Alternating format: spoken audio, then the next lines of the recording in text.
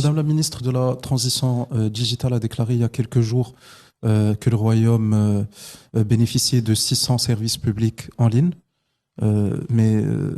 Étant journaliste et juriste de formation, je n'en connais qu'une dizaine, dans le meilleur des cas. Bah oui. Vient là le problème que vous avez souligné, celui de la communication gouvernementale, non pas seulement celle des partis politiques, Oui, est également tout à défaillante. fait.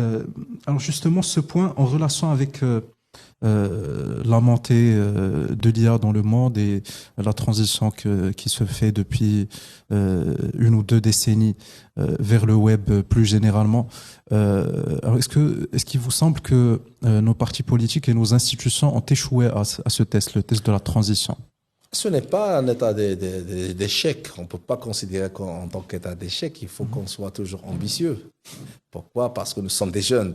Oui. Vous et moi, nous sommes des jeunes. On parle un langage ouvert, open mind. Pourquoi? Parce que nous considérons que l'état actuel, il est bien sûr très avantageux. Pourquoi? Parce que nous avons quand même une diversité partisane. Ça, d'une part, nous avons un choix. C'est le choix qui n'est pas à la portée au niveau d'un ensemble de pays voisins. Par exemple, on parle de l'Algérie. Si on peut dire ça comme un exemple de la Tunisie, ce qui est en train de se passer à la Tunisie. Nous avons la liberté d'expression. Ça, c'est un atout qu'il faut toujours considérer et qu'il faut bien sûr saluer parce que la monarchie est là.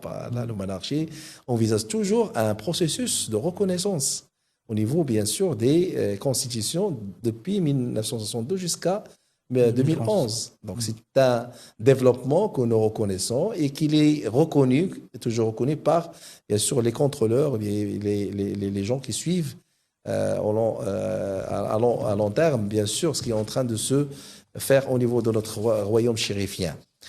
Mais cela ne veut pas dire que les partis politiques ont, bien sûr, un pourcentage bien sûr remarquable et bien sûr très important dans ce contexte-là parce que il y a quand même de l'institution partisane qui est traditionnelle. Donc, nous sommes devant des institutions traditionnelles.